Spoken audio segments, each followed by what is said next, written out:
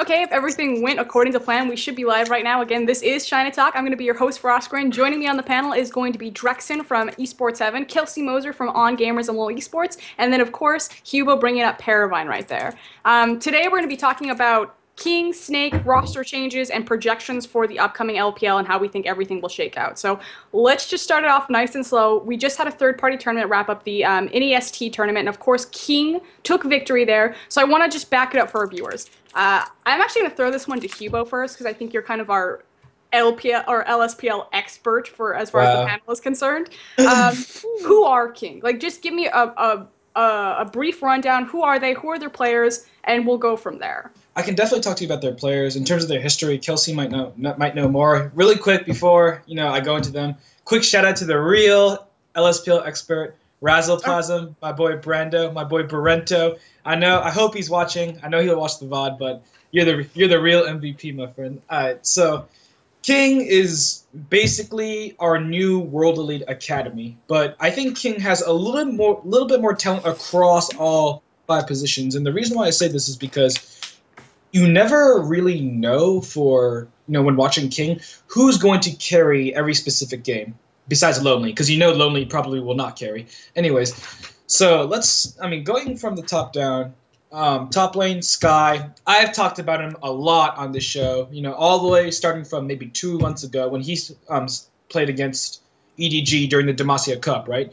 So I think Sky has the potential to be a go-going-esque player. I do agree. I was discussing with Inside China Law. I do agree that he might have problems with his champion pool, and that's why you see him bring out niche picks such as the Atapakali, which he has been favoring during the NEST, the National Electronic Sports Tournament. But I think his mechanics are on par. He has this roaming style.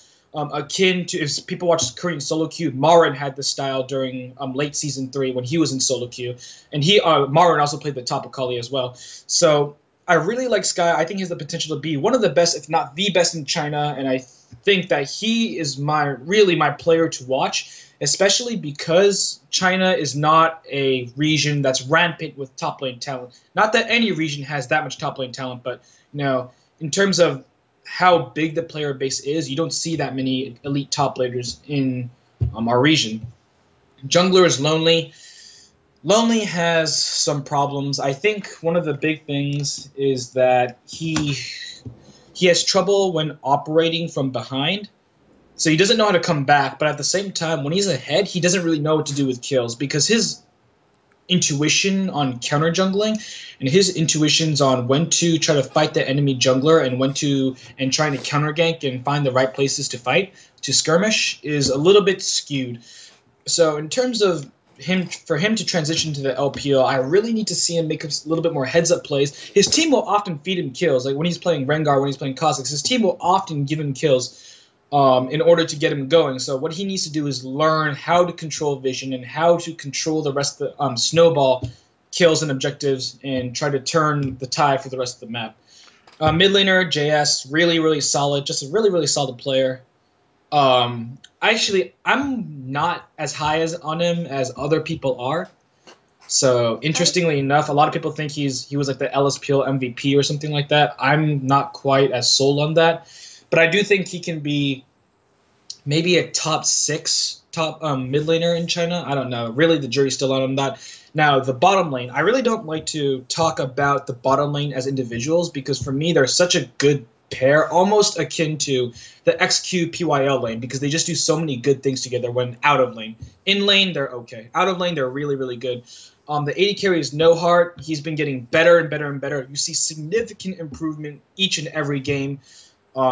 Apparently he likes to talk trash because apparently he went on the media and said, "All right, I killed San, I killed Name. I guess Uzi is next or something like that." Really, really skilled. Favors the classic Lucian.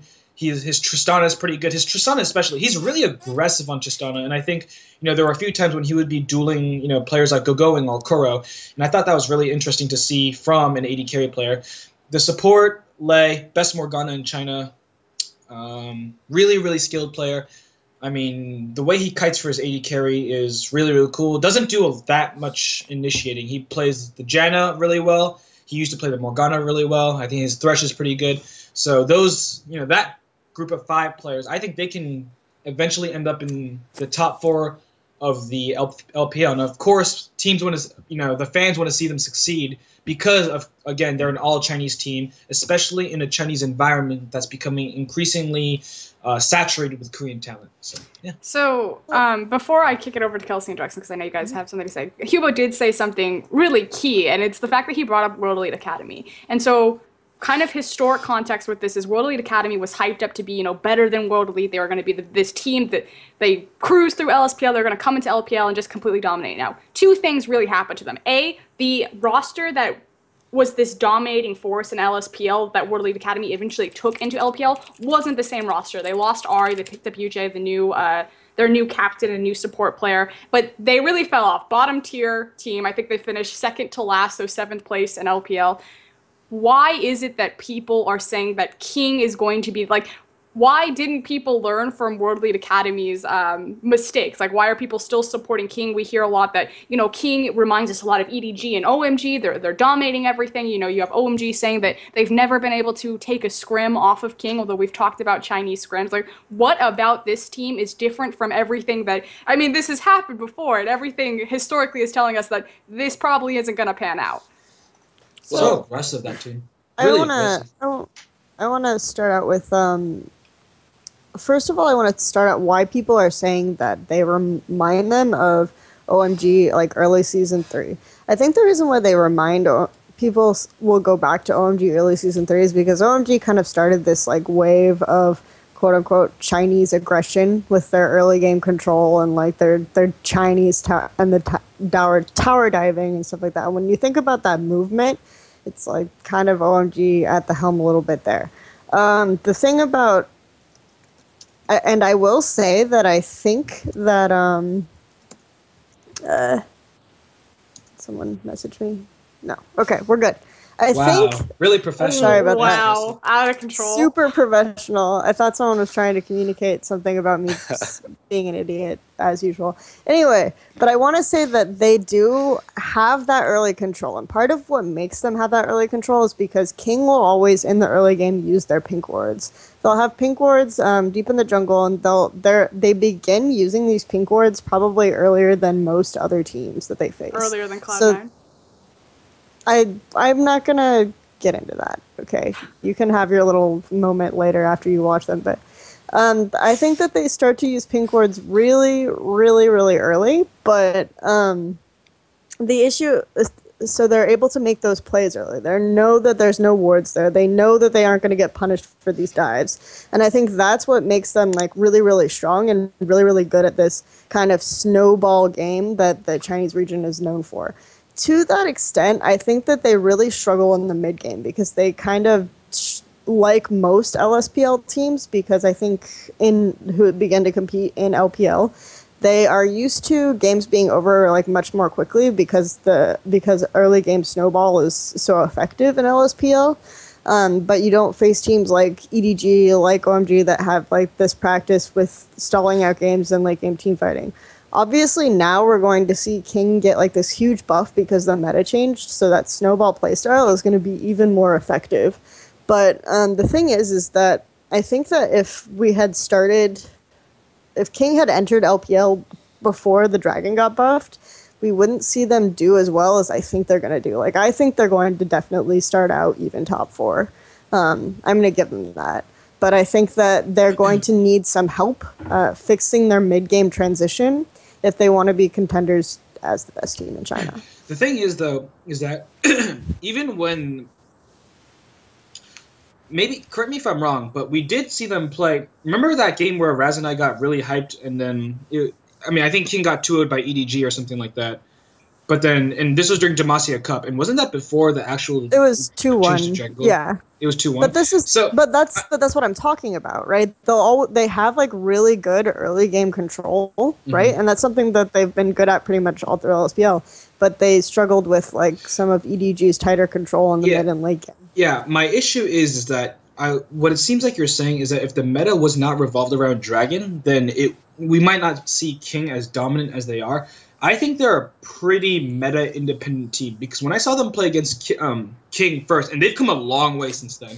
But when I saw King play against EDG in the Demacia Cup maybe 2 or 3 months ago, they were going to win if not for really small mistakes, such as No Heart jumping in with a rocket jump on Tristana into the enemy team, or Lonely getting cut out near Baron. So it's just really small things like that, and I think they've improved upon that. So I want to give them more credit than you're giving.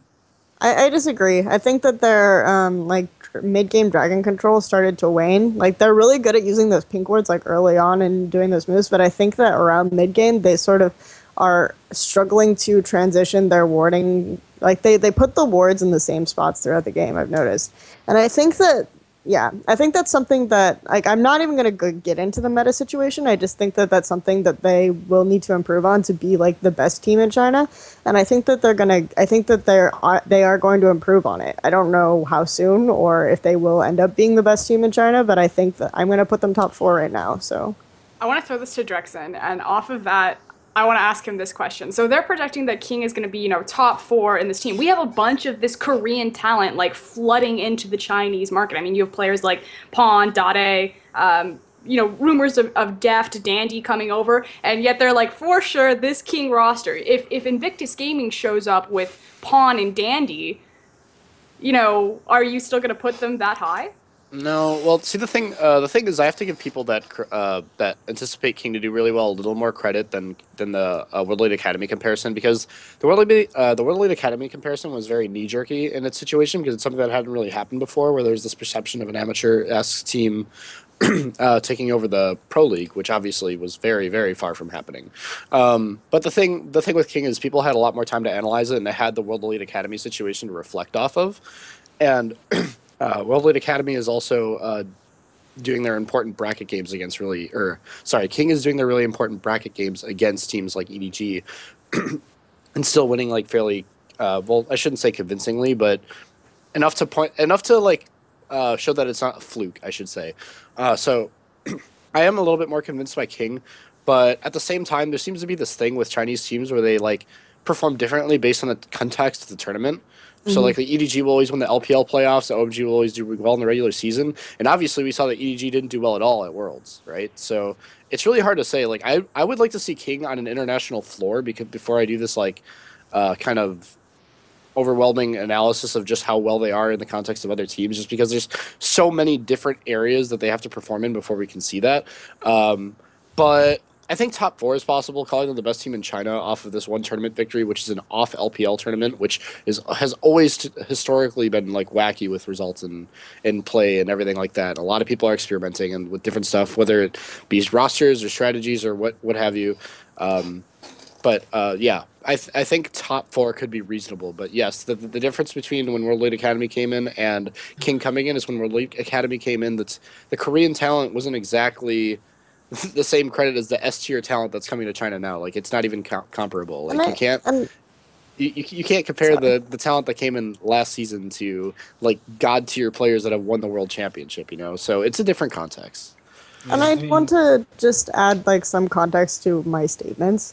I made a point of saying initially, because I have no idea how this is going to shape up, but I'm fairly confident that right away we're not going to see these teams with like strong Korean talent just like come in and dominate, because I do think that the skill discrepancy isn't to such an extent that they're just going to be able to solo carry their teams. I think it's going to depend a lot because you see like what makes these Korean teams really strong is just like their coordination and part of their communication. And I think they'll be able to find ways around that for sure. But it took Starhorn like forever. And I don't think just because these teams are going to be, these players are going to be more talented, that the learning curve on finding ways to communicate and work with like their Chinese brethren or whatever is going to be overcome just by pure raw talent. That's Kelsey has forced my hand. This wasn't supposed to come up until earlier in the show. In terms of World Elite Academy, though, I have one other point. I have one other point on this, is that I think that World Elite Academy had like this super one-dimensional style where they one lane, one game, and everyone's gonna hate me for saying that, but they had like poor warding, they had like poor dragon control, they just like were able to stomp people in LSPL just by snowballing their lanes. King does not play like that, so I'm pretty confident in saying that they're a better team. I want to go back and I want to talk about the influx of Korean talent. And you kind of alluded to this idea that the Korean talent that's coming in, yes, it is this S tier, God tier, world championship talent, but it's not, correct me if I'm wrong, it's not head and shoulders above the S tier talent in China. Is that what you were saying or alluding to? And that's not what I'm saying. Like, I'm saying that you can make an argument that it's head and shoulders above S tier talent or whatever, but I think what makes them, like, really good, what makes these Korean players really good is how they work within their team. Like, what made Mata and Dandy so good was how they, like, manipulated vision and how they used those wards and the fact that they could, like, anticipate what their enemies were going to do. I don't think that's going to be as easy if you can't communicate with, like, your entire team, so... I don't know. Why is it? Well, Starhorn seems to not have that problem. Well, that's what I mean. It took them forever to get that learning curve, right? That's true. Yeah, of course. Well, Yeah. Why And is that's all it I'm talking about is the learning curve. that they're bringing in so many mid players and junglers? Because Hugo already talked about it earlier. He said, the top talent, and by top I mean the actual position talent in China, isn't like we have going, and that's pretty much like the star, and then you can maybe put like Khan and Koro. Salme was up there when he was playing, but there's not a lot Maybe of Sky really, next year too, but we'll see. yeah. Then there's not a lot of really strong top laners, but now you have King and Snake coming in, and they're both known for their all-star top laners. Right. So why aren't we importing top laners from Korea? Why are we taking? Because your mid players, yeah, Pawn's incredibly good in that 1v1, but you're competing with the likes of Cool and Wayless and DeanGoong and Zatai, or I guess not Zatai anymore because Pawn might be taking his spot, but. Well, to that point, I actually think that early season 5 for China is going to be the renaissance for Chinese top laners. Lock that in right now, because I think that with some of the new changes coming into season 5, such as fucking Scuttle Crab and all the other bullshit like that, like we're going to. But I think the culmination of those with the culminations of those changes, we're going to see That's what they top call lane it. be a little bit more important and have the ability to carry. And additionally, I think Riot is a company that ultimately wants to please its fans, and fans have been clamoring for top lane to matter more in the competitive gameplay. So I think we'll see top lane as being thrust back into a carry role again. So I do think that I not think it's only actually do we kind of have gotten there though.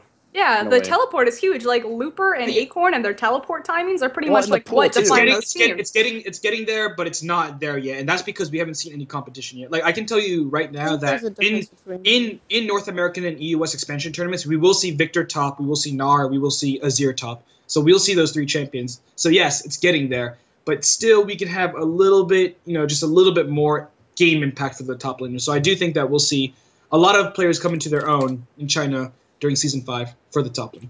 And I do think the difference in like how people normally think about carry top laner and how we're talking about carry top laner is carry top laners traditionally, like season 2 carry top laners didn't have teleport. They had like ignite, and they just carried by brute forcing their lanes and winning that, and then just like constantly having top lane pressure and just like solo killing over and over. And that's how carry top laner used to work. And I think that's like the renaissance that people want, which I didn't. I thought that was boring, but whatever. Okay. Well, but cool. on that point too, it's like it may just be like that they were picking with what they could, and maybe coincidentally there just weren't a lot of top laners that were willing to move over. But on the other hand, like it's also maybe not something that we can find a logical conclusion to and justify the decision of not bringing over top laners, because I think China's still learning with this Korean import stuff. I mean, last season it kind of worked, but it was very sloppy, and they didn't make the best decisions in terms of roster swaps, I'd say. So there's no reason to think that it was perfect this season either, I think. And the other They thing might not is, be identifying their problems as well. and the other thing I think is that they want junglers. Like they feel that the S tier Korean junglers are going to make their teams like really strong. And there's a lot of arguments to be made for like having a jungler who's ahead statistically, according to Spellsy on Gamers. Statistically, we find that if your jungler is ahead by 10 minutes, that has the most impact on, like, that's like a 70% win rate for the game, as opposed to other lanes being ahead and other roles being ahead. So I think that they're gonna, if that's the case, you're gonna want Dandy, who farms harder and ganks harder and has more gold than any other jungler in the game. right? So if you want junglers, you want a good synergy between your jungler and your mid laner because that's so important. So they're going to import the mid laner. They're going to import the mid laner if they're going to import the jungler. There isn't even that much top lane talent in Korea, to be honest. Well, let's I say that, but then but okay, there are arguments to be made that there are actually a lot of good top laners in Korea. But the top laner talent in Korea, I will say, is very top heavy. But at the top, it is pretty ridiculous. You'd think they'd bring it over, just like the. I can think of 5 players at the most, and you know, you're not gonna get all 5 players to come over to China, right? So, like. Let's talk about. No, it just doesn't seem likely. It really just doesn't seem likely. Additionally, for the 5 player, like 3 to 5 players that I'm thinking of, their organizations 100% would not let them go because those players are so valuable to their teams. I'm talking Flame, I'm talking Shy, I'm talking Trace. Like those kinds of players are really like the figureheads. And Kakao weren't like valuable to their organization. Yeah, but With Dandy, it's hard to make that comparison because Samsung's made it clear that they're not actually that interested in esports ventures, so they might not value them as much as other. Yeah, they might not value them as much as other organizations. And KT is just throwing their roster away. So, like that's. I think those are exceptions right there. I think it's a good argument that it's org dependent. We talked about how the top lane that you guys think that there's going to kind of be like a resurgence of top lane. Top lane is going to be defined, and we talked last week a lot about the ramifications of the Koreans being taken out. Cubo, you talked about like that fragile ecosystem of like these Korean players being moved around and things like that. We actually really haven't talked about the ecosystem that it's impacting as far as these Korean players coming over into China. Like we talk about now Kakao, Dandy, probably the top 2 junglers from Korea now going to be in China. There was this conversation that when Insec was joining Starhorn Royal Club that will this elevate the jungle talent in China because they're going to be competing with someone like Insec, or it was this idea that he's such a higher caliber. Are we going to see that same thing? Are we going to see the talent level in China elevate to match these 2 junglers? I don't know. Or even the mid laners? Dandy is so good. Like it might just it's hard to learn from a jungler like Dandy when he's so much better than everyone. He's out of this world. I think it's possible. I think it'll just like take time. You know, it's the same way with like when Brazil imported Korean talent. Like Brazil was able to get the opportunity to catch up to the teams that had those. The difference. I mean, the scaling is way different. I'll be the first to admit that, but I do think it's possible in a slow regard. And there's a long time until the next LPL season. I think did Brazil import solo lane talent though, or did they import junglers as well? Because jungle is not jungle, that I'm talking about jungle because jungle is a very specific position. So. I want to talk. Okay, yeah, go ahead. Sorry. I want to talk a little bit about Dandy in particular. I think that Dandy, my reservation on Dandy is that I know he's really good and he does really well even when his team is not doing well, but I don't think he's the kind of player who can like make his team perform well if they're not performing well and he's just doing really well. You know what I mean? Does that make sense? So like even if he loses, he's going to look really good, but they might not like win off of him looking really good.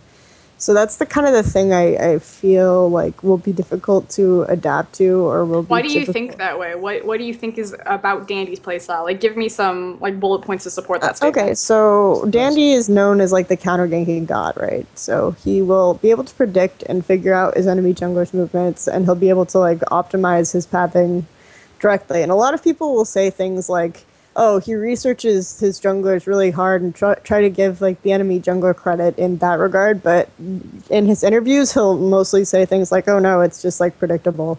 He doesn't necessarily research, he's just like really good at mind gaming and figuring out like where is the optimal way for his enemy jungler to go, and then like going either there to mess up their day or going somewhere else and like counter jungling.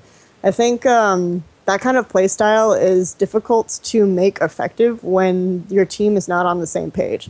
Because, for example, say that your enemy jungler, you know your enemy jungler is going to gank bottom. You communicate to your bottom lane to like play more reserved. You're going to go counter jungle in the thing. But then in that case, like you need backup maybe from your mid laner in case like their top and mid tries to like fuck you up while you're in the enemy jungler on the other side of the map, even though the enemy jungler's bottom. Like that kind of stuff needs a lot more coordination and a lot more. So do you think this is a language issue or a playstyle issue? I don't know if it's a language issue, because I think language issues can to an extent be overcome, but I think that like getting it will, regardless of whether it's a language issue, regardless of whether it's like a situation where you're comfortable, even if you're Like, your team has to catch up and has to be on the same page, and they all have to be working together. So if you're immediately moving that kind of player to a new team, it has, like, some downtime. But not just that, but we see, like, if the rest of the talent isn't on the same page and they're not playing, it's like, what made Samsung White good is that they had the talent was all on the same page. When we had Ozone, not everyone was on the same page. Like, Mata was struggling until, like, in Season 3 World Championships, Dade was not having a good time. You can argue Imp wasn't having a good day. But Dandy, I watched Dandy's games, and he still played, like, really, really well those games. He still jungled really, really well, and that was the thing that people didn't realize, like, watching the Season 3 World Championship during group stage, is that Dandy was still playing like a god. And that's kind of the thing that I'm worried about, is that he won't be able, when I say that I don't think he can, like, solo carry a team that's not on the same page, is that he'll play well, for sure, but I don't know if that'll be enough, necessarily. Do you think it'll be enough with Pawn? That's the question, like, are they, if they're going to be on the same team, so... I think Pawn is... Ooh. I think Pawn is a super strong mid lane. No. Mid lane He said 1v1 overrated. talent. We're gonna go to Hugo. Okay, so Okay. I've heard that Pawn is joining Invictus Gaming, which means that he would be replacing Zatai. So first of all, give it to me. Pawn versus Zatai, and then why do you think that they're both overrated? Zatai, I was never really impressed by Zatai. Also, you know, the thing is that shit. I did, you know, maybe it's because I get on this talk show with fucking Froskeren over here every single week that I think Zatai is overrated. But I didn't really see anything that special. He was like a B+ class mid laner. That didn't really impress me that much. You know, his assassin play was good. He was pulling out a lot of assassins before they were flavor of the month, flavor of 2 months. His mage play is okay. He might be coming back because, of course, again, you know, Season 4, age of the wave clearing mids, but now we might see something different. Now we might see him return to the old hard carry Zatai that we in Season 5. But if we don't get to see that, then I don't think Pawn is that much of an upgrade, especially because Pawn was surrounded by the top player in their position in each role on his team. And when I see Pawn play, he makes a lot, especially in team fights, he makes a lot of positional errors. I think his mindset is good, his thinking is good.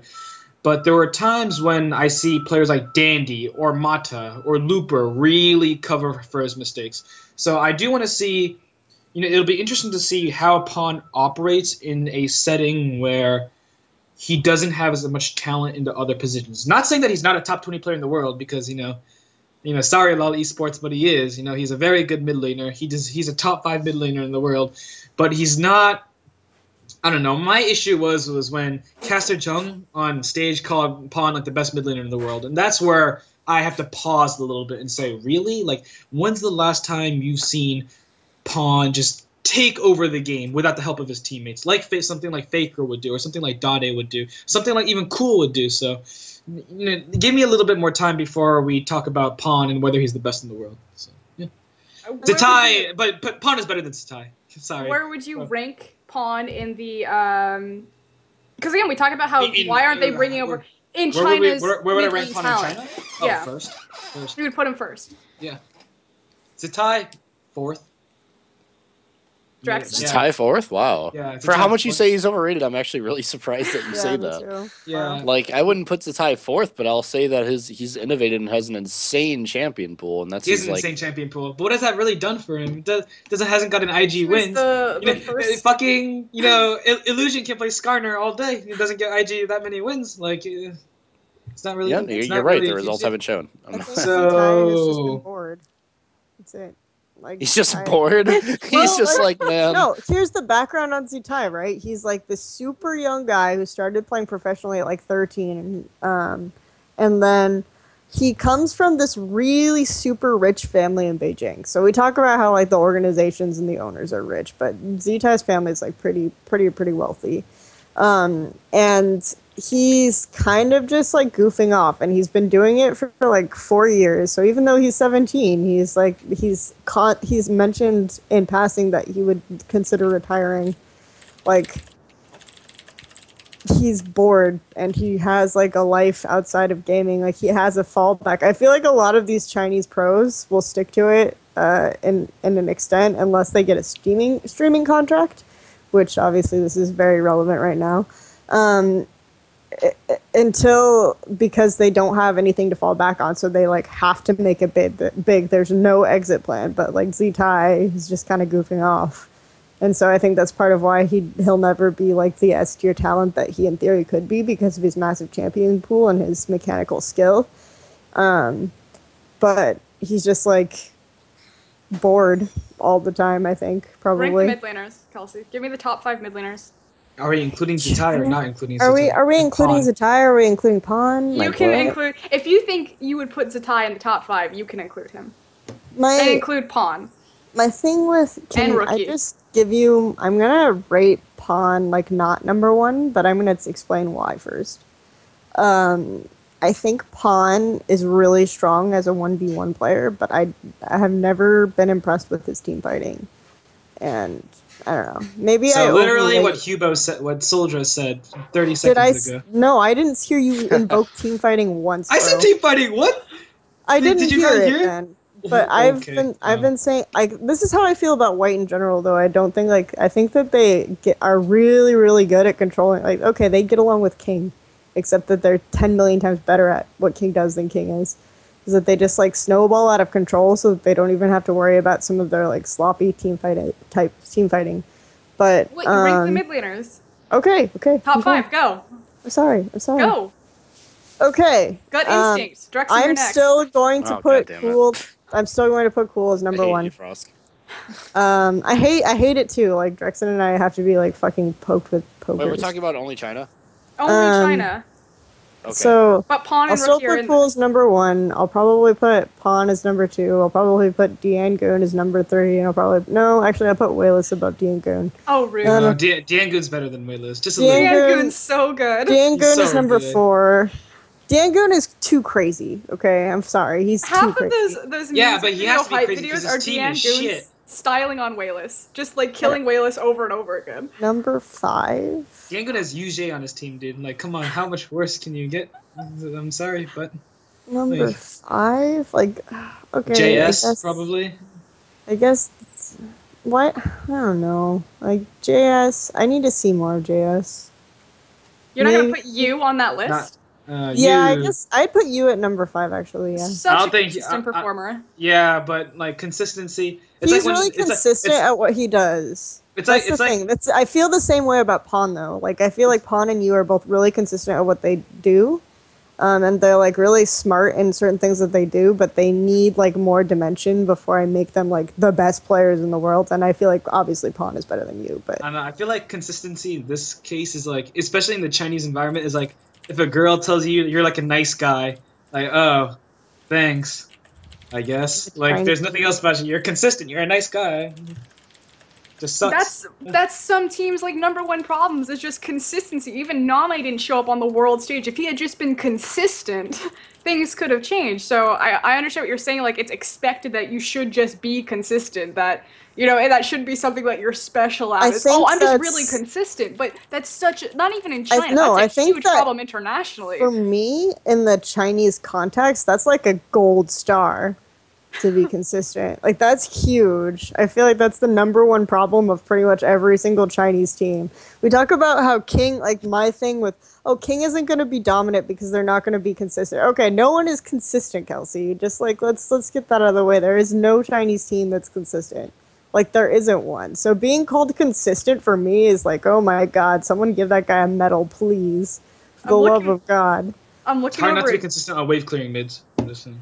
I'm looking at Drexen because he's sitting here thinking like maybe she forgot to ask me about my, and then he's like messing. I'm like, yes, devious. I might get away with this.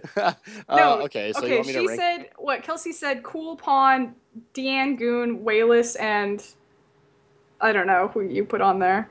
Who do you go? Yeah, I'll probably go Cool. Cool. Wow. If Pawn and Cool That's- merged. Oh my god. Cool, Pawn, DeanGoong. I don't know about Wayless. I guess. Well, explain this way before you even go, and I'll try to even save you from this. Why are you guys putting Cool? He puts Pawn at number 1. Why do you guys put Cool above Pawn? Like bullet point. Like why do you think this guy's better? Because if we're looking at Worlds, Cool didn't show up.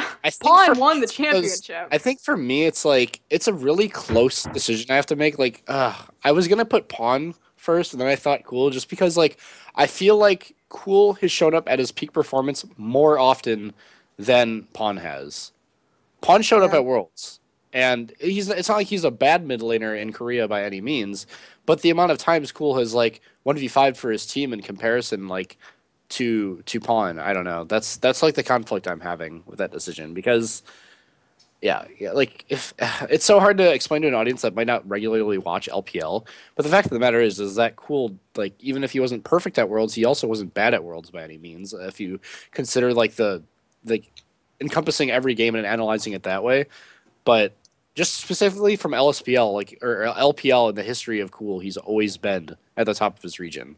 Well, besides Cool. like a couple of years ago or whatever. I will say this though, before just to finish the conversation, Cool has also been the reason why his team has lost a few times. So Yeah, the thing, I will get into my mini rant, and I've kind of gone into this a little bit in other places.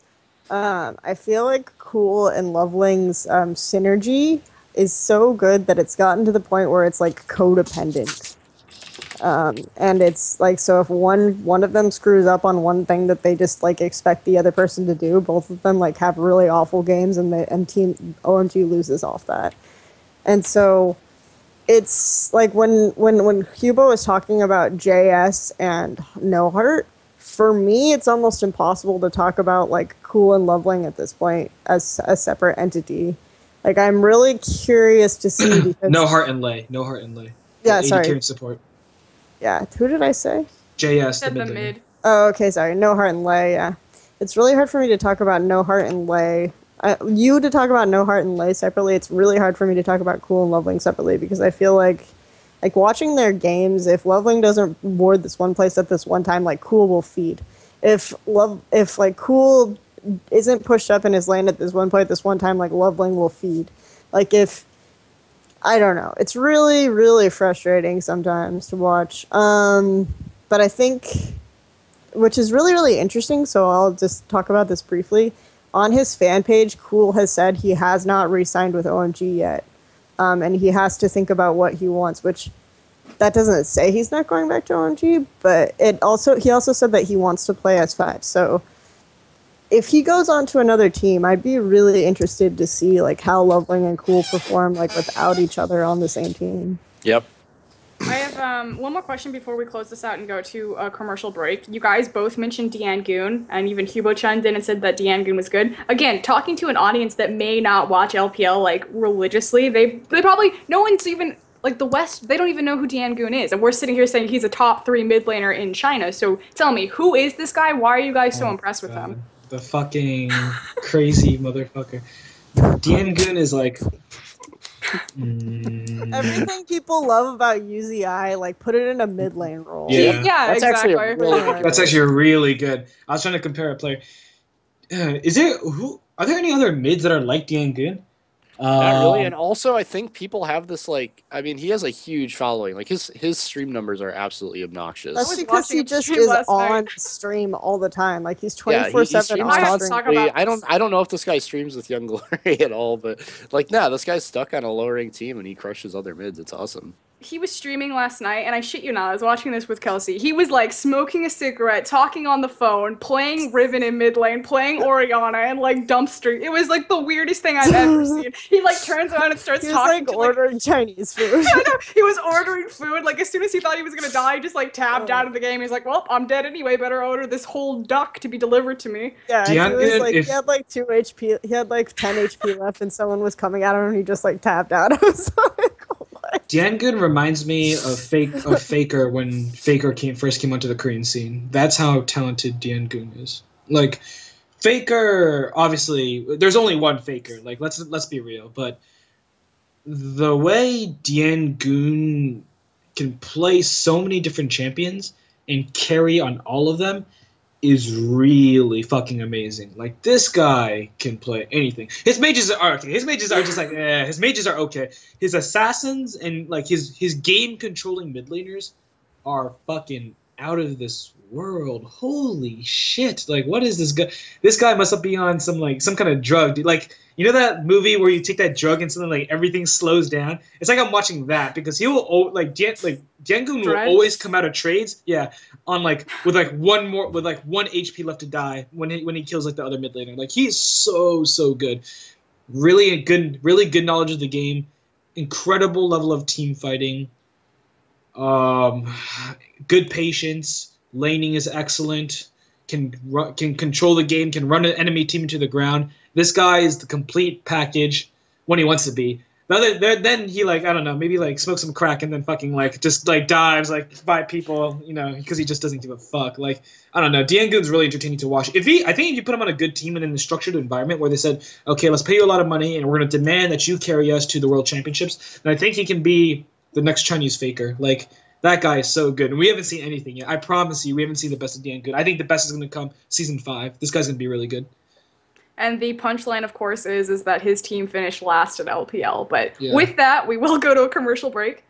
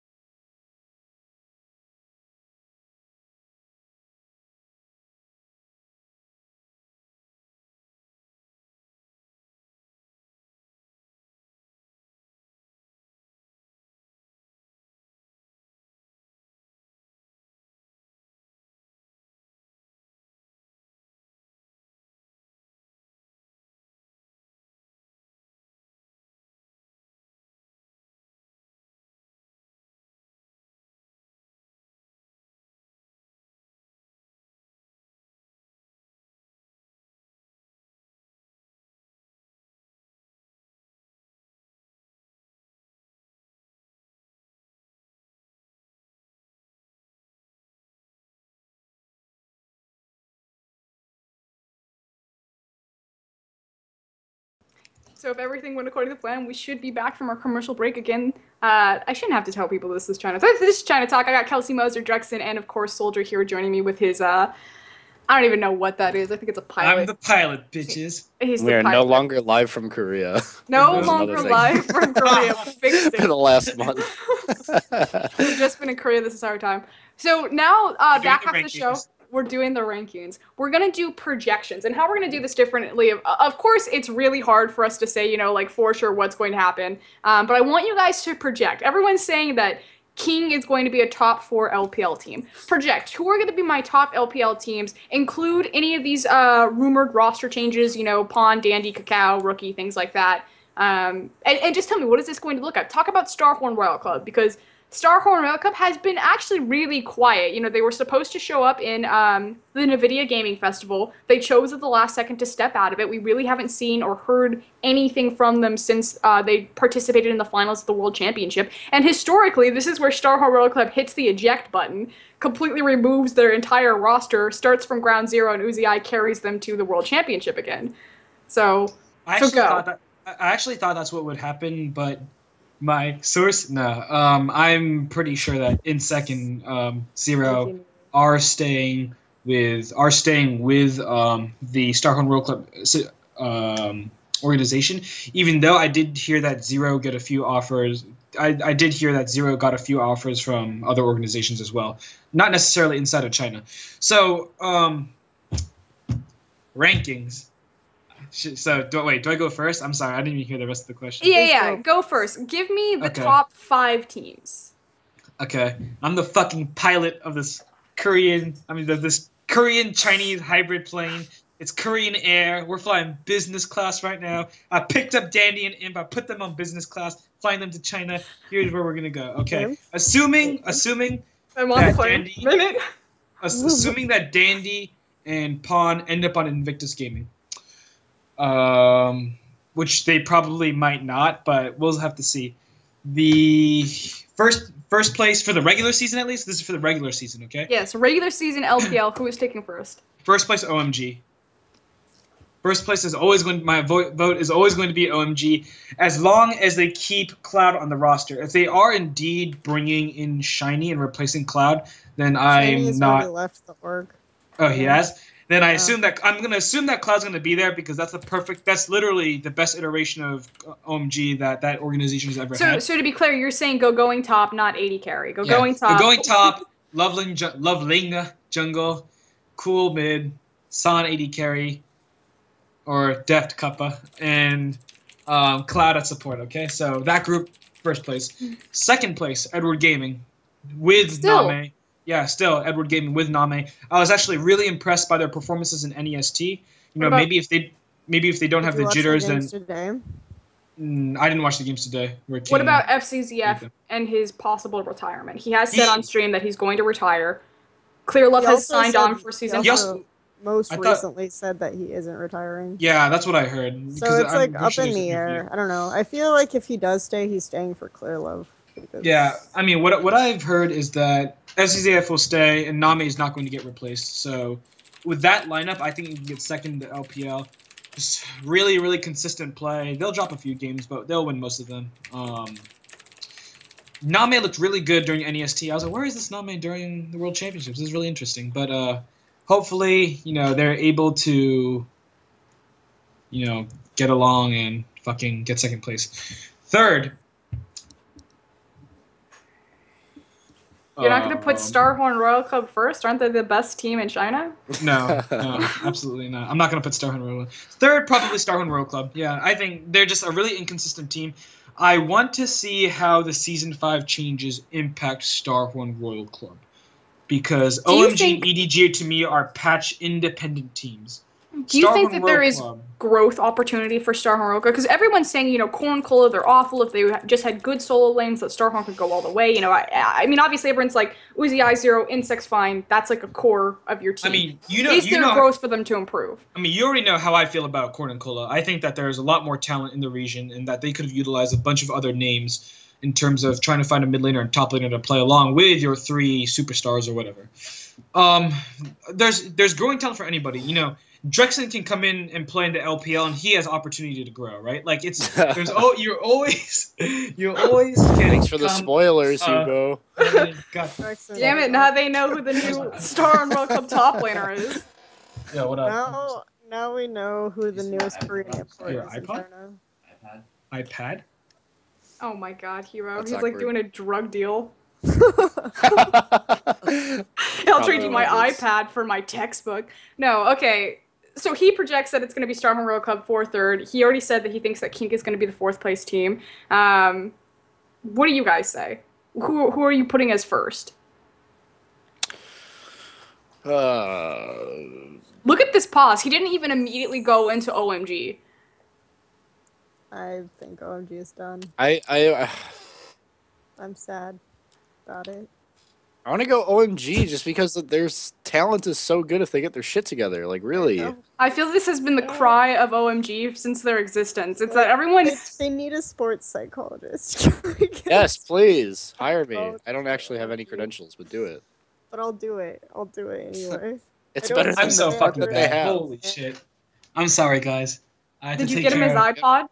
his iPad, and no, I think he lost it at the party last night. But, where was I? Well, no, you lost your chance when you stepped away. They're now talking about how OMG needs a sports psychologist and that Kelsey thinks that they're done. Why are they done?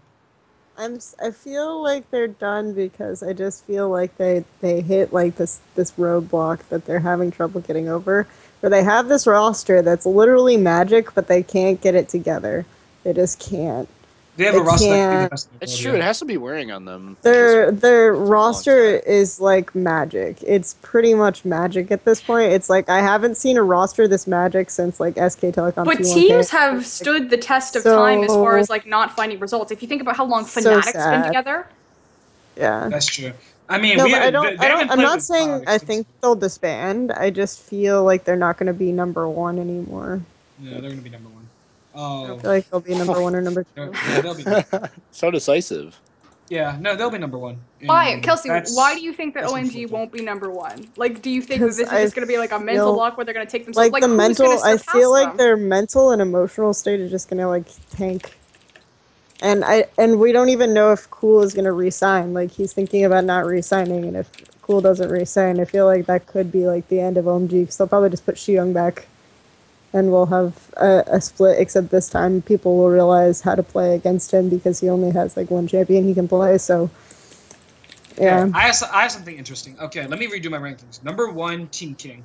Number 2, OMG. Number 3, number 1, Team King. Number 2, OMG. Number 3, Edward Gaming. Number 4, Starhunt Royal Club. Number 5, Young Glory. Number 6, Whoa! Snake. Number 6, Snake. Number 7. Wow. Oh, actually no. We don't even know if it'll be Starhorn Royal Club. Probably like KFC Royal Club or something. Yeah, dude. And, then, and this is assuming. Dude, all those KFC ads on those Chinese streams. Holy shit! And Seriously. Then, oh my god. And then I'm assuming that I'm talking about the non-Koreans yet. I'm not going to talk about any Korean. Why are imports, you okay? putting Young Glory so high? Well, Dude, because come on. All of they're us gonna said be they would be Young higher Glory could last be a year. top 5 team. I think Yeah. Young Glory is going to be so good. Okay, number 6, Young Glory. Number 7 is going to be Snake. Number 8 is going to be Energy Pacemaker. Number 9 is going to be World Elite. Number 10 is going to be World Elite Academy. Number 11 and 12 are going to be... Actually, wait. What happened to LGD? Holy shit. There are so many teams in China now. There are 12. Okay. Yeah. King, OMG, EDG, Starhorn Royal Club, LGD, IG, Young Glory, Snake, World Elite Academy, World Elite, That means VG Gaming and Energy Pacemaker. Energy Pacemaker, I guess, are getting less, yeah. Rest in peace, Amazing J, I guess. He's just throwing him off the boat now. Put a point in this He case. dumped him. Throwing him I'm off really the- surprised So that you dismissive. put Young Glory as high as you did, and you put Snake as low as you did. Because typically, when people talk about like King and they're hyping them up, like Snake is like in a tandem with that. They're like King and Snake are so good, and yet you're like 6th place LSPL or 6th place I LPL don't team. think. I think they're mid lane. Yeah. I think their mid lane and bot lane have significant problems that need to be fixed. And I don't know whether they can fix them in time for this coming LPL season. I don't think Snake is that good. Yeah. Okay, well we're Their gonna top talk laner about. is good. Flange's a fucking... He's a young stunner, Fun, dude. but He's like so he's gonna be good in a couple years. No. We're Yeah, gonna Or we'll have like the- MC Tyson. This is the Chinese Renaissance Oh my for the God. top lane. He's He's so just flying away with it. good, dude. He's Holy just shit. gone. Oh my No, okay. God. Like, ooh. Drexen, give me just the top 5. You don't have to do all 12. Okay. Yeah. So OMG.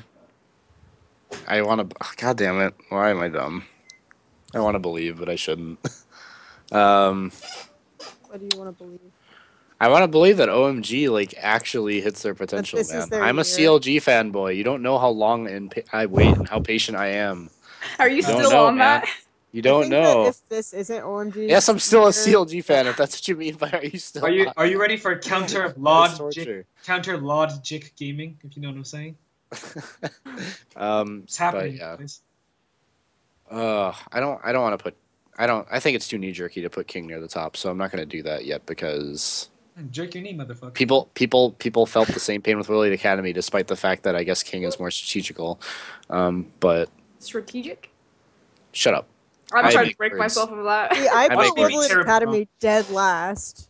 Pretty Okay, much. wait. Okay, He's only got OMG down. He doesn't even have a second place. It's team. hard. I hate rating. I hate all of you. Actually, I love Sorry, you. ED, Sorry. this is EDG? impossible. Mike, EDG or Starhorn Royal Club? Well, EDG. Are they for sure losing FCZF? No one knows. No. I heard that he was Okay. retiring. Last Now people are saying he's not FCZF retiring. Last FCZF made a statement. He said he's not retiring. Name is not, and they aren't getting any Koreans as well. Yes, that is what I heard. No EDG deft. I'm gonna go ahead and put EDG second then, and then Who's your first OMG? He's like no Yeah. Koreans. EDG second. man, you know what? I'll go ahead and say IG third. Ooh. No. With this, There we go. No, we're talking about this. We're not talking about the Koreans. No, I included Koreans. Pawn is on this Yeah. team. If Pawn is If- on this team. If, Yeah, like, this is a theoretical. Dandy Yeah. had the- Yeah. Also, despite Dandy made IG the last season, statement where I he's like, predicted why them would third you last say season this? too, so Okay, that so- didn't work. But I'll go Invictus with that again. Gaming? Sure, yeah, IG. Sure, we'll go with that. And then, okay. You got 2 more. You can make it. Okay. This sucks because I know how historically with it you, goes Mike. down. But fourth, we'll go with the current iteration of Royal Club. Okay, Starhorn. Got it. To clarify, and then fifth, Gonna give I it wanna- to DeanGoong or Wayless. Or is Snake gonna rise up? It's LGD. Are we gonna get I want to some say Young Dan Glory or shit going on LGD. here? It's very, very hard to choose between the two. Oh Who's my gonna God. be They're so interchangeable. the worst jungler? Yeah, but Twin or LGD is not using Twin next split. I thought. oh, who are they using? I'm actually not sure. I heard that they were getting a Korean He jungler. made this joke that he was being betrayed by PYL, and he was like, "I'm only becoming the doorman of LGD, and after all this time of loyalty with PYL, he betrays me. Oh no! And I should just join this team with Whites, and we will win season 15." And I'm just like, okay, this is obviously a giant troll, and Chuen is obviously going to be back next year. So okay. obviously this leads to the loaded question. So he says, and it's been alluded to, that LG is going to pick up a Korean jungler. All the big name Korean junglers that everyone's talking about are of course Dandy and Kakao. So now I'm going to ask you guys, where do you foresee Kakao and Dandy ending up? What teams do you think that they're going to be on? Kakao's not going to be in LPL. Where is he going to be, Kelsey? I don't know where he's going to be, but I think he's going to be in a team that's going to LSPL? qualify for LSPL, yeah. Yeah. What do you think that means for?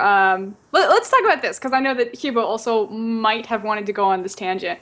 So, if Kakao and Rookie go to LSPL, they're not even in the primary league. First and foremost, define for me what LSPL is because it's kind of a hybrid bastardization between like the NACS and NLB.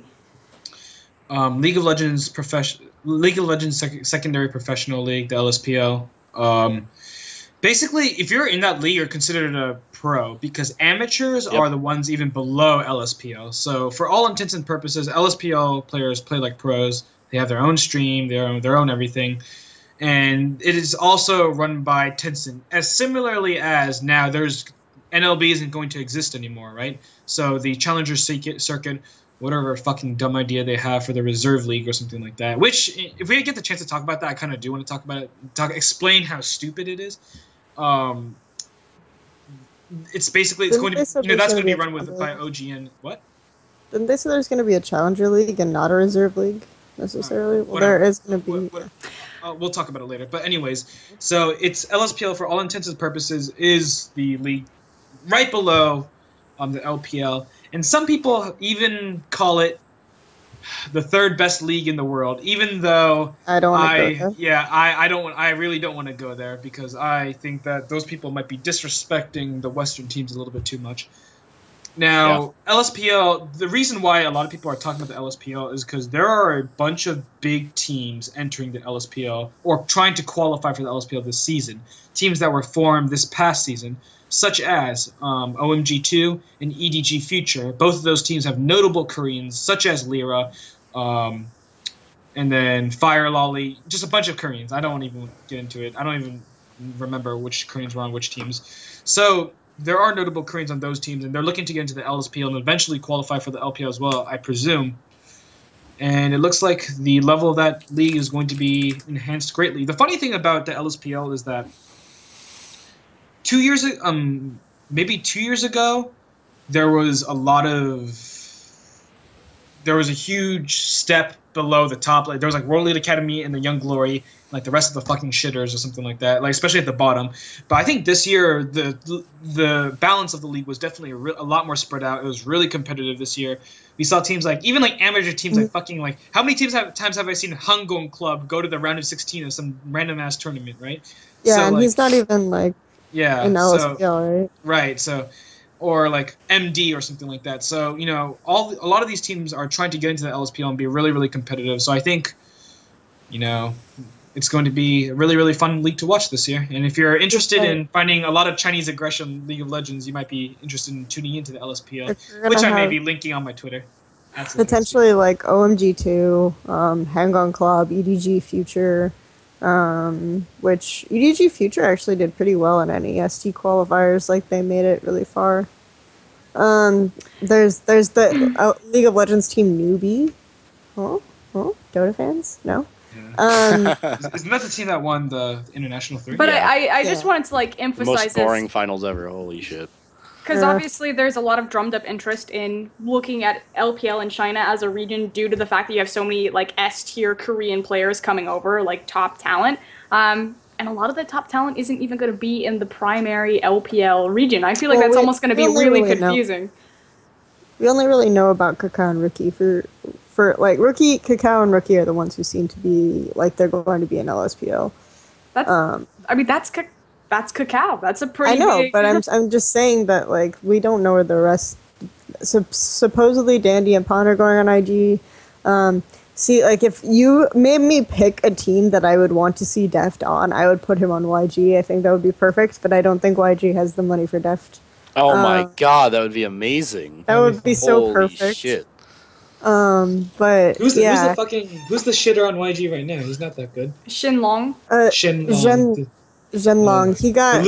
I heard last time I heard is that He's a Vayne Zhenlong. player, yeah. Oh right, I forgot. Last time I heard about Zhenlong. Yeah. Last time I heard from Zhenlong Hubo, sir. Sorry. It's okay. Sir? I heard that he was voluntarily stepping down. So I don't know what's gonna happen with that team, to be honest. So.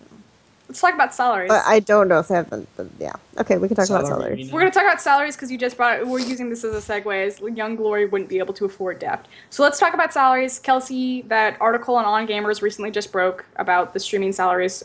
So take it from there with a small explanation, a recap about it, and then I'll lead you. Okay, so I'll start with pretty much what the article focused on was that Xiaomi has a contract with Zanki TV that is $800,000 for just like streaming 90 hours a month. Which is so, yeah. If you think about it, like I work 50 hours a week outside of esports, so that's done in less than like 2 weeks. You coming out right now? But anyway, the thing is that so the deal, okay, is that because he makes so much money streaming, and because like a lot of these streaming websites like Zanki will pay so much money to contract professionals, and they're actually even like contacting Koreans to come stream, like popular Koreans to come stream to China just to stream on their platform, not necessarily to like join teams or anything. So I just want to say that possibility is out there for a lot of these players who are saying, "Oh, we're going to China." They could just end up streaming.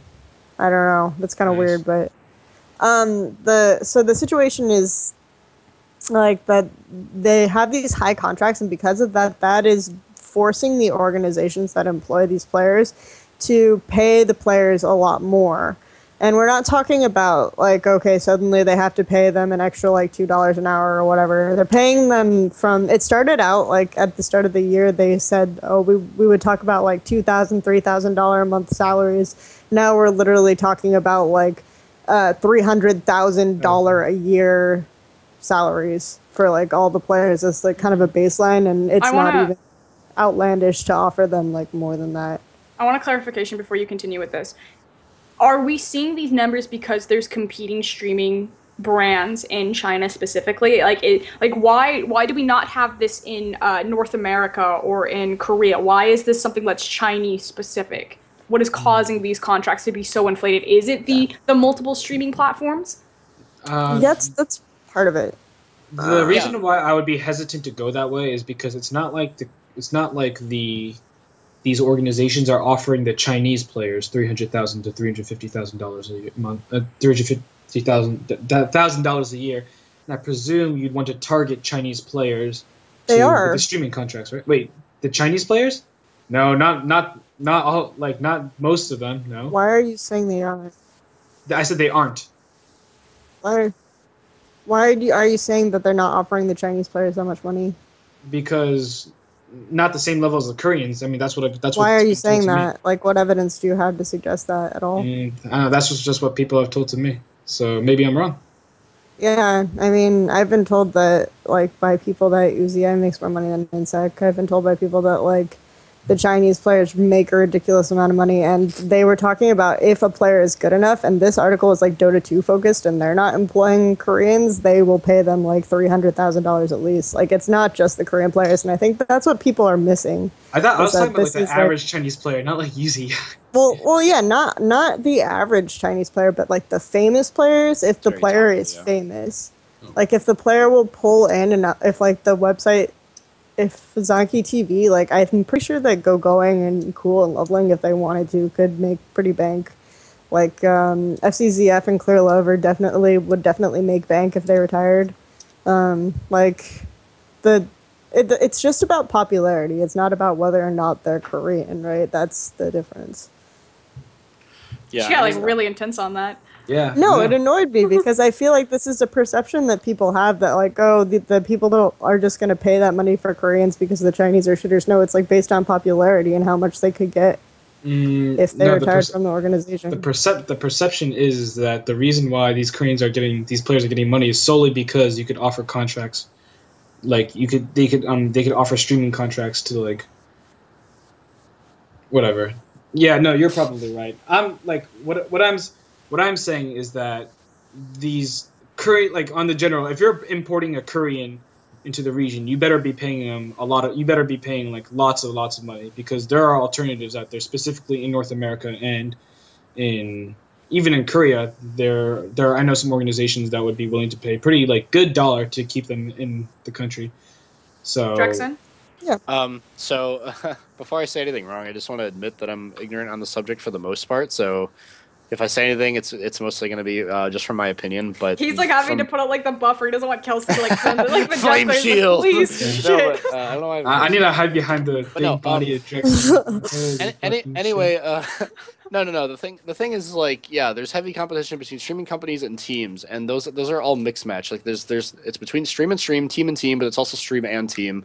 And like one of the biggest problems is just that it's more financially stable to. Not only is it more financially stable to be a popular streamer, but like it's so much more relaxed and the commitment is so much lower. Like realistically, like 90 hours, like yeah, that sounds like a lot, but come on, like how many people play game for more than 90 hours a week? They just stream it and people love that shit. But the thing is a lot of this, like from my understanding, correct me if I'm wrong, but a lot of this is like money that isn't sustainable and that the Chinese don't have. I shouldn't say that. I didn't mean to imply like the entire country. I meant like within the realm of esports, they don't have this. They don't have this kind of money to just pour into it, and they're doing it because they need to compete. And like young players are just I don't know. They're not really fiscally responsible, so they're not really looking into like what's sustainable. They're seeing the numbers and like weighing that in on their decision of what they choose. So yeah, it's just like it's kind of a screwy situation really because I feel like it screws with the sustainability of Chinese esports in that there's going to be some kind of inevitable crash happening. Yeah, the other, I want to talk about the escape routes then, if we're talking about that. So a lot of people are saying that, there's a pretty widespread rumor that Zanki TV, like obviously China is going to have a lot of really high streaming numbers, like they're going to have higher streaming numbers in general than the West, just because they have a larger viewer base and a larger population. But there are pretty rampant rumors that have like some basis for them that a lot of these big streaming platforms are actually inflating numbers to an extent just to attract investors. So they're paying out these huge contracts, money that they can't like necessarily sustain or that they won't really get revenue from, just because they're looking for investors. They're looking for backers, and they're looking for people to come in and say, "Oh, look at these high numbers that these like really good people are getting. Look at this amount of money that these guys can afford to pay," and then they're looking for investors. I think one option that I've heard is that they can get like these organizations instead of relying on the rich kid syndrome. Like if people don't realize, the owner of Invictus Gaming is the son of the owner of Wanda Group, and Wanda Group is like a big real estate and tourism industry company in China. They actually, here's a name you guys might recognize, is they own AMC theaters. So that it reaches back that far. Until like this month, October, the guy who owns Wanda Group was the richest guy in China, but some of his real estate lost value. And so now he's only the fourth richest guy in China. So that's kind of, I don't know, maybe sad for him. I have no idea how else to be first or fourth richest guy in China. But the the thing is that sorry, chat. There's also Snake, which is reported to be owned by the son of China Rare Earth now. Yeah. There's evidence to support that because they have. There's some evidence to support that because the guy calls himself like Snake Kane is the son of the guy who owns China Rare Earth. And he apparently has this garage full of luxury cars with like the Snake logo on them, which is pretty hilarious if you think about it. That logo is exactly too. So I don't know if this guy is like a mega fan or something of Snake, just like happens to be a massive coincidence or what. But so there's evidence to support that he's. But the thing that's really interesting between like if we talk about IG and we talk about Snake, and sorry I'm getting kind of weird, nerdy and specific about this, is that the Wanda Group and Invictus Gaming have gone through great lengths to say that, they're not associated. We don't want the Wanda Group brand necessarily associated with Invictus Gaming. Like my son just likes this team, and I give him 2% of my company to do whatever he wants with it. But like it isn't sponsored by Wanda Group. Wanda Group shouldn't be associated with Invictus Gaming. But Snake jackets have the China Rare Earth logo on them. So they're coming right out and saying, China Rare Earth, which is this massive rare earth like producer who like might be responsible for like 95% of the world's rare earth output in general, not just China, is sponsoring Snake. That's crazy. Question, and so one of the exit plans for this big potential stream bubble. One of the exit plans for this big potential stream bubble is that these big organizations actually get involved and actually get invested, and it's not just like rich kids who might get bored and throw around money, which is why like Snake is looking like it could potentially be the hope, or they could just like have the logo on it for fun. I don't know. That's it. So here's the question, because I think that is actually very important that there is a white light for this. It's not just going to pop and kill everyone. That if actual money floods the market, like a responsible sponsor gets involved, that people aren't going to get screwed over by this economic bubble that these streaming contracts are creating. If Snake has so much money, and we haven't really talked about it, we've talked a lot about King, but now I kind of want to switch gears back towards like League of Legends. Like Snake, we've talked about their all-star top laner. Why aren't they buying these Korean players? Why have we heard nothing of Snake showing up with, like Faker or Mata or... Actually, I think Snake is one of those orgs that's actually very likely to maybe get a Korean player, so... Yeah, I was gonna say I do think they are gonna shift that We'll see. direction. They'll just like keep relying on like Korean players. They're like the people in StarCraft that like they innovated like the Terran like dropship strategies. And they just drop Snake down in Korea to train just on their own and like leave them there in the dark wilderness of Korea. And just just train them that way rather than actually buying in the Koreans. Bring the Koreans in, like. Given that I don't have like a lot of information about this, like obviously they seem to have the funds to bring in a Korean, so you might lean towards that way. Like, but if the first action, if you have like the money, if your first tendency is to not buy Koreans, then one of the reasons why they might be keeping like the same group is because obviously we talked about how they traveled to Korea together, obviously, and also some of those members are really young. So do you really want to bring in a Korean player who's someone who's presumably, all S-class Koreans except OQ, I think, are around 20 to 21 years old. Do you really want to bring one in to work with like Flandre? Like that might just be like a little awkward. So it might just be a team environment kind of thing. I could certainly understand, given their history. I don't know any of the players, but given their history, I could certainly understand why you would not want to bring in a Korean player. Do we have a confirmed age on their top laner? Do we know how old he is? His passport and his age, the birth certificate, and everything 14. is. Not He's 14? Yeah.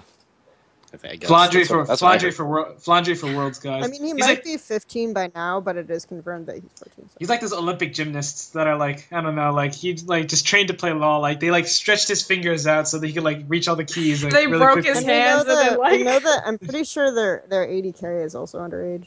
So. Yeah, no, he is. The fan guy, yeah, he's underage. Yeah, French fan. Mm-hmm. Chinese. They won't be teams underage have in time for underage Worlds. It's players. okay. Yeah, they'll suddenly okay. have 4+ years. Nobody They'll else is gonna suddenly get that be joke 18. that's watching, but I thought it was funny. He'll suddenly be 18, and then they'll be like, "No, we got a new top laner. His name is Flandrum. he's a different guy."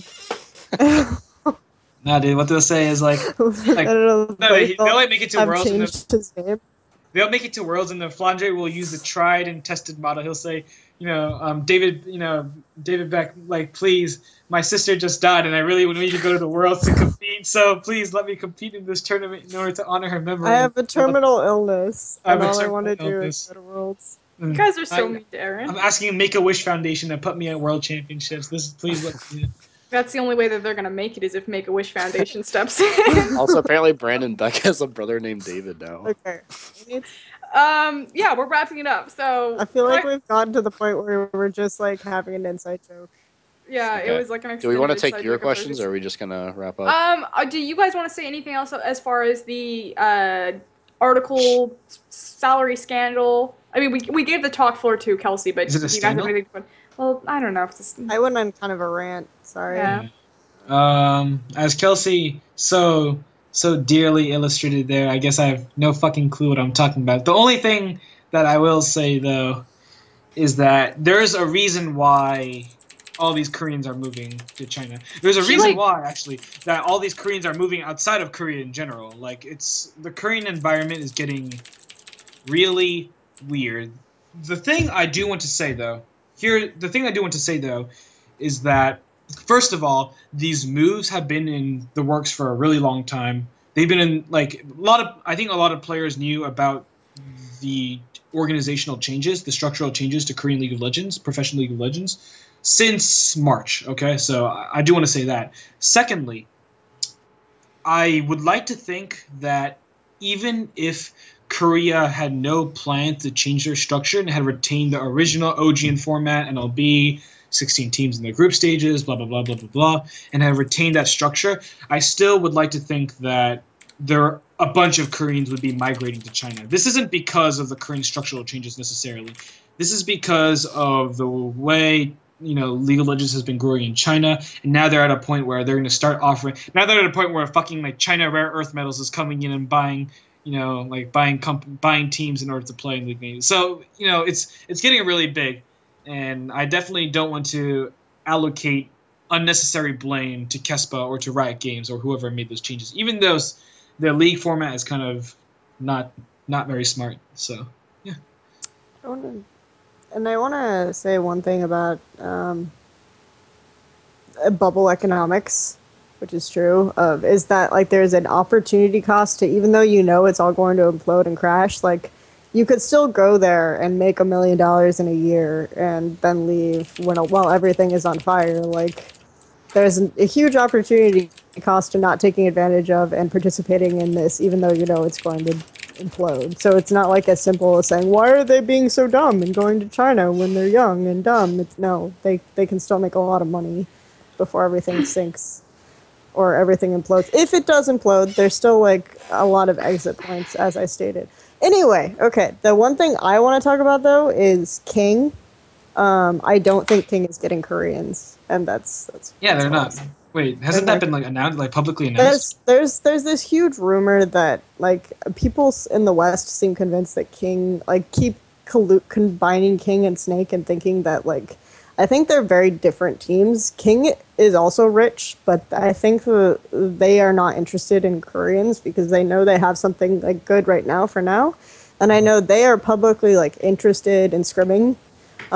They are happy with their roster. They've said that getting a team isn't about getting star quality players. It's about having like a good team. There's much more to it than that. So all of the things that they've said publicly is very heavily suggests that they're happy with this roster, and this is the roster we're going to see in LPL, and there won't be Koreans on King. Okay. So I think now we're taking questions from the chat right now. And then Hugo, I'm actually going to give this one to you because you Can did we talk take a about this break before. before chat questions? You want to take a commercial break? Like Okay, a quick we'll take a commercial break and then we'll Commercial come down and take questions from the chat.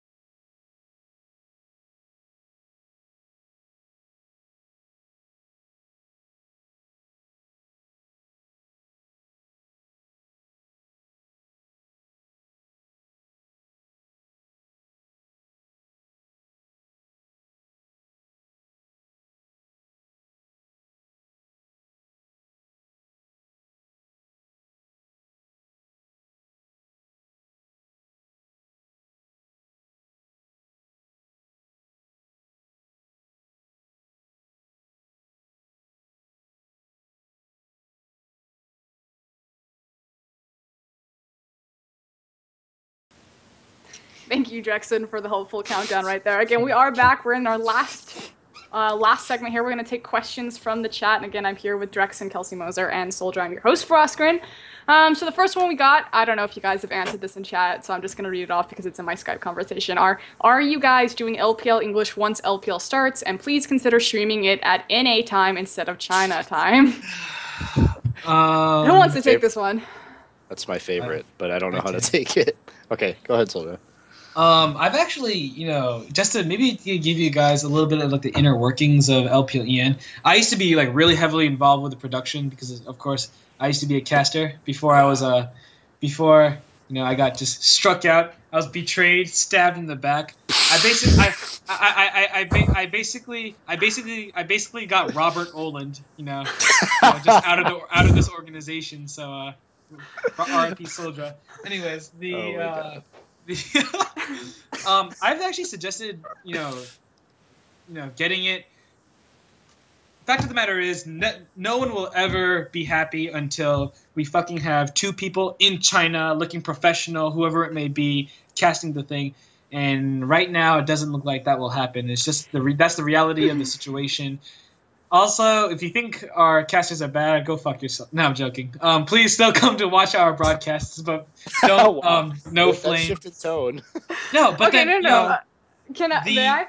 Okay, sure. Okay, I'm just gonna make like a really clear statement. So I am the caster, the color caster of LPL EN. Right now, we only have 2 casters. We used to have 4. We used to actually have 6 or 7 when Hubo was on board with us. But we had 4 casters for the longest time. It was Rapid, Nero, myself, and Pyrotechnics. Rapid and Nero are no longer associated with the project. They left with Games in Asia. So right now, it is only through Esports Heaven. And so the only 2 casters remaining are myself and Pyrotechnics. We are looking at getting more casters because obviously it takes a really long, it takes a lot out of you to be casting for like 9 hours straight. Like you just get exhausted, the casting falls off. Either that. Technical issues. We are aware they exist. Why do we stream over the Chinese stream? We do that because there is no way, unless we are in the studio, that we can give you guys the same production value as what that Chinese stream is giving. And that's kind of the trade-off that we made. Yes, we're sacrificing some resolution because obviously the Chinese can't stream it perfectly to us in like HD. Like, would we love that?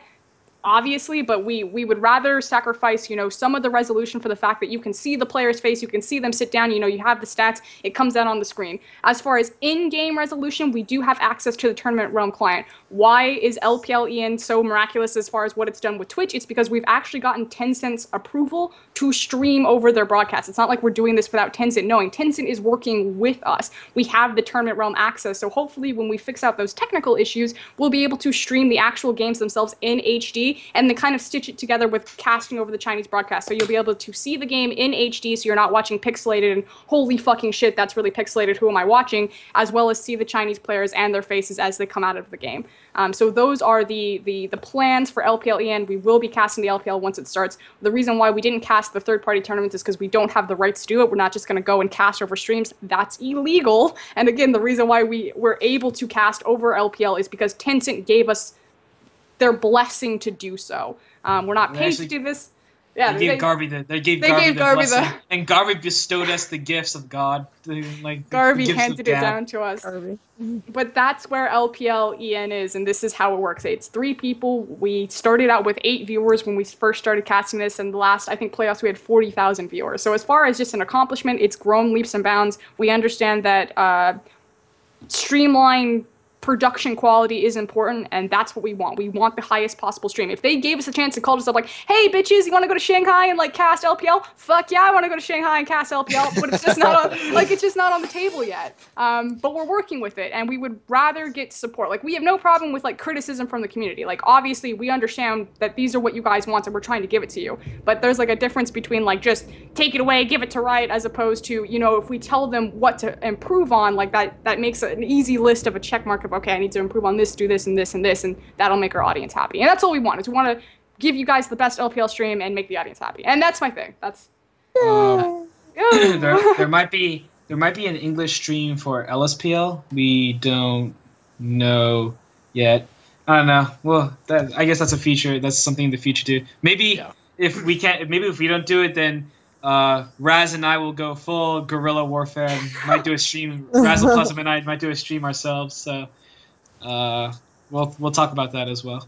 I got another question. It says, and it's on the same topic, so we can continue with this. And it's from, I just got it through Twitter. It says, thoughts on Grassroots LPL for EN, advice for other people wanting to do the same other up-and-coming regions. And I do want to just like underline this, because it's incredibly important. It really truly is a grassroots movement, but even discounting that, what LPL EN did is kind of miraculous, because we did exactly what Twitch sets out to do. Like, Twitch tells you, it really is. Like, it's 3 people. Like, we're literally casting this from, like, our mother's basement. Like, but Twitch sets out and Not says, like, literally. Not literally. Like, Not literally. This is my sweet couch, and this is where I cast, and this is my awesome sock mic. No, Twitch tells you that you get to create a brand. If you create your brand and you're good enough with it, like, you are your own boss. And LPLEN created its own brand, and now it gets to be in the same conversation as, like, OG and LCS. And I'm not saying that we are near the production quality or streamlined polish as those like titles, but the fact that we're even in that conversation is amazing in itself. And what this really opens up the door is it now tells other people, other casters, that if I want to watch the Chinese scene in Spanish, someone can step up and do that. They can make an LPL Spanish channel, or they can do it in Greek, or they can do it in French. If you want to go watch the Brazilian stream, but you want to watch it in Chinese, like, this now opens the door that those things can start existing. And that's why LPL-EN is kind of important to esports. But you know what? Whatever. I'm done. I'm mad. Oh, Salty. shit. What's the Oh, fuck. We bit into the forbidden fruit. Now Prosper is mad. Holy shit. It's disheartening, is all. If there are people who are really, really passionate about this stuff, and have like another region, you can message me on Twitter or something, and we can talk. Yeah, we have the tools to get people set up. We want to bring the Brazilian stream to a Western audience. We want to bring the Turkish scene to a Western audience. Obviously, off the success of Kaboom and Dark Passage. Well, anyway, let's not talk about this in great detail, but yeah. Lay off Kaboom, alright? Right now, but I bought their icon. Hey, what happened to Alliance chances at Worlds? Oh. Come on, it's the Kaboom! Thank you! I caught on. I got you, Frost. You got me? Thank you. That was probably the worst joke I've ever heard in my entire life. That joke I actually has been told to me like 50 times in Korea. Like, we were at the World Championships and we were like sitting in the stadium, and people would be like, I think hey, it's Pyrotechnics' favorite joke. Literally Classic. every minute. Do we have any other? I only got those 2 questions. Did you guys pull out any others? She started sweating. She just saw red. She couldn't see the chat anymore. I know. It's like when Cyan dies and goes into the passive, just fucking like starts running. All you just put a spam Q. That terrifying noise comes out of him to signify his ultimate. Most of these questions are pretty bad. So there's a question: how do you think World Elite would do at the next IM Worlds? World Elite is not the World Elite you remember, so probably not very well. They're gonna get last. No, they're gonna get last place. As long as fucking Candy is the AD carry for that team, they will get dead last place. I swear to God, he's so. Conan is even worse. Luca's worse than both of them. I was a little surprised when World Elite Academy didn't beat World Elite in NEST. Yeah. I was actually pretty shocked. I don't know. Old B is really good though. I really think that Old B. You know, I don't know. I obviously don't know. Yeah. Now he's gonna go off on Old B again. I obviously don't know how much money they're paying Old B, and it's not my place to know. But then he might be gutting his career with being in a team like World Elite. When I think that he can be better. When I think he can be much better. I think Shia is pretty bad. That's World Elite Academy. Yeah, I know. That's what I mean. Yeah. That's why. If like there's a point where I think that World Elite Academy beat them, it's because Shia is not like skilled enough on. It's gonna be disappointing when World Elite shows up to IEM and then just gets like raffle stomped, and then people are like, "Isn't this supposed to be a good team? And isn't China supposed to be good?" No, people know enough. People aren't that. People know enough about China now. Like they didn't last year. World Elite is not going to be. No, but then when we were competing last year, the IG and World Elite weren't terrible. It's just that they were like 5 patches behind. So there's a stark difference. There's Let really me give you an Invictus example. Gaming was 6th place in LPL at that time. yeah, and World Elite's going to be like 10th or 11th place in LPL. Hugo, when I go out and I talk to like just a casual esports viewer, like obviously probably the people watching the show are not going to be casual esports viewers, but just talking with people, I had a conversation with a guy, and this was kind of like a eureka moment for me. I was asking him about Worlds and like, oh, who does he think is going to be like a really good standout player? And this is his response. He goes, I hear that Dade is a really good mid laner. I was like, Dade? Who's Dade? I was like, oh shit, Dade. Yeah. Yep. And that's like... That's your casual esports viewer. That's my casual esports viewer.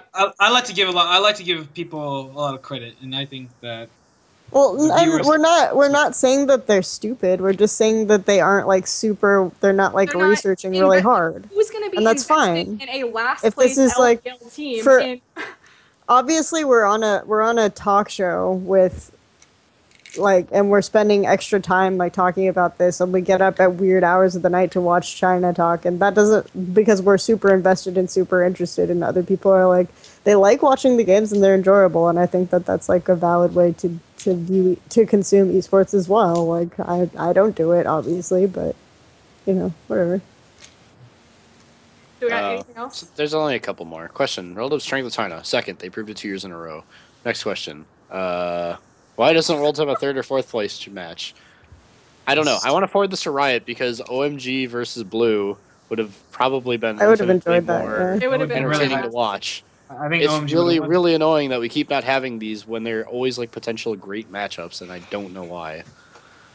Riot, please. I think Riot needs to do something where it's not necessarily like they need to have a bunch of show matches that aren't necessarily by seedings or orders, but maybe like they ask the fans, what matchups do you want to see? Or, you know, there's some pretty smart people in the Riot esports department besides that fucking Zillion guy. And then, you know, so, you know, we have some pretty smart people there. Why can't they, you know, devise some of their own matchups? I think it would be a really good idea to see. And I do think it's coming. I've said this a million times. I do think that Season 5 we will see a lot more international tournaments. IEM San Jose is just the start. We're going to see a lot of international play in this coming season. Isn't that I really believe the overarching plan for Riot when they're trying to homogenize all of the leagues to be like the LCS is because they're trying to have control so they can create more international. I mean, that's what people are speculating. Well, no, that's what I've said. That's what I've said. I don't know what Riot has said. I think that's what I've only watched bullet points of the Riot press conference, and they didn't really say anything that big. But I've always thought that I saw it kind of coming because, as I mentioned before, I knew that the NLB was getting killed off, which means that OG was taking control of its own challenger scene. So it's all in the brain, dude. My inner sources tell me that there are going to be more international tournaments in the future. You're like Nilu. Where are your sources?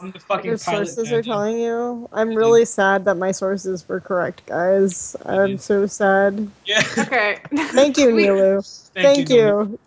You seem to be really sad. Do we have any other... That's like Nilu's way of saying I told you so.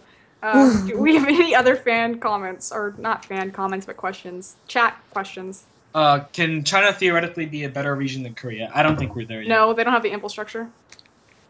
Yeah, that's the issue. Maybe they bring in some. I feel like it's gonna be so disappointing when Dandy and Pawn come and they join a team, and then like the team they don't look as good as they did in Korea, and I'm just gonna say, well, yeah, the IG's coach is like really weird and not like a super invested coach, and their structure isn't that good, and they treat scrims like free for all blood sport, kill or be killed. Literally hexakill. Wait, I wanna talk about this one. Like they scrim hexakill. There is nothing innately better. It's not like Koreans. I think I've had this speech like multiple times. Like Koreans don't have 6 fingers. It's not like because they're Korean they get to be better at this game. So you have to think, what is it about this region that are making these players so much better? Mike just dropped that, I think. He's like, I'm done with this speech. And it's the infrastructure behind them. And it allows them to maximize the efficiency so that they're able to play at that elevated level consistency. Like, they don't have to think about all these other factors that maybe, like, the Western teams have to do. Like, this was the first split that the Western teams started getting coaches and analysts and all of those people to help streamline this process of information getting. You have to think, like, League is a game of milliseconds. So if you can just fine-tune all of the information so that the player doesn't have to think, well, like do any math or think about any of these outside things, and it's just about playing the game, then obviously they're going to perform better. And the Koreans have this massive system behind them through staff, through technique, that allows their players just to be perfect. And so if you have all of these players playing at such a higher level, then that elevates the talent that's going in there, because you're getting that much higher practice. And I think that's what makes the Korean region so much stronger. Not that those players are just like, obviously you do have certain players like Faker who just like transcend the game. They're just like amazing at it. But you know, what is building it and what is causing that to happen? And I think it is very possible that other regions could catch up to Korea if they had the infrastructure in place. If you have as much talent behind the keyboard through the coaching staff as you have on the keyboard, that's like the first stop that these other regions need to take before that they can even think about competing with Korea. There's my speech. I'm done. Hi. Hi. I don't know where Mike went, so I think we might just need to end the show here, unless you guys have something to say. Mike rage quit. He was playing Phantasy Star Universe 2. Someone wiped him. He's like, "Fuck this shit. Peace." Oh, if you guys, I don't know if it's not still going on, but I was kind of watching, half watching the World Elite show matches. So yeah, if anyone knows of the VODs that come out or anything, like I'm sure someone somewhere recorded them, then I'll try to tweet them out or talk about them or something. Do we want to talk about LMQ or not? I'm guessing the show's over. No, I think the show's over. We can talk about LMQ next time. Okay, sure. That's fine. Oh, yeah. Okay. Do you guys have any shout-outs, last things you want to say? Shout out to Nilu and his fucking sources. God damn. Holy shit. All I swear hail to Lord God. Umbreon.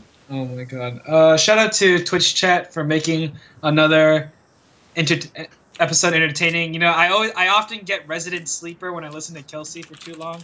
It's like listening to my professor in a lecture or something like that. Wow. So BM, dude. But BM. I watch Twitch chat and they just like they're like, Twitch chat is like my revelation. I like go there. It's like my holy water. I have to like bathe in it, and so it's like all the salt washing over me, cleansing my spirit and my body. To be honest, yeah, kind of. The voice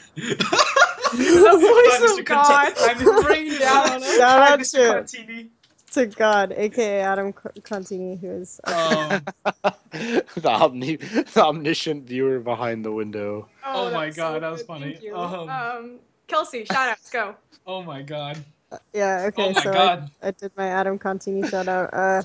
So Shout out to, as always, Fallonly, who talks to me about China stuff that's happening all the time. Shout out to the guy who, I think it was like DeanGoong Lee, who wrote the article that we translated for On Gamers and Portrait Magazine, who allowed us to translate, who gave us their permission to translate and adapt the article and like change a bunch of things so that Western audiences could understand it better and consume it. Also, shout out to Thomas Watts and Reasony, who helped out with that article. Reasony doing translation work, and Thomas Watts like with his godlike editor skills, like going over our stuff and being like, this is not good enough, you guys suck. And that's it.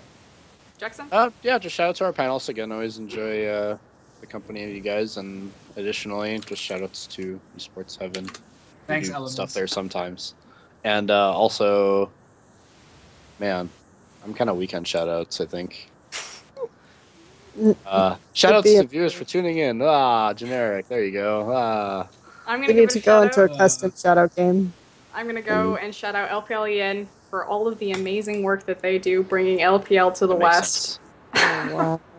Good call. Good call. Yeah. Otherwise, everyone wave because we're done.